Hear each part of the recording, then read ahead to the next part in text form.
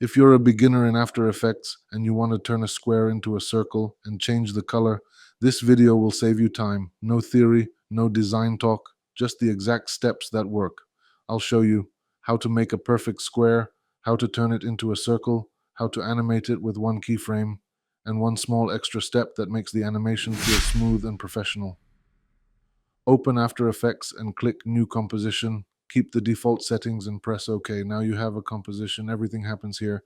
Now go to the Shape tool. Click and hold it and choose Rectangle tool.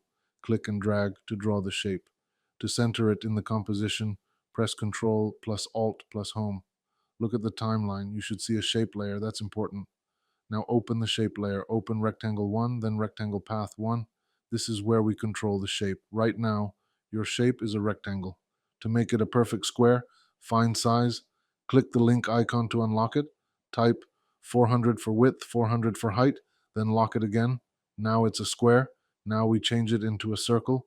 Make sure the playhead is at the start. Click the stopwatch next to position and roundness to create keyframes. Move the playhead to 2 seconds.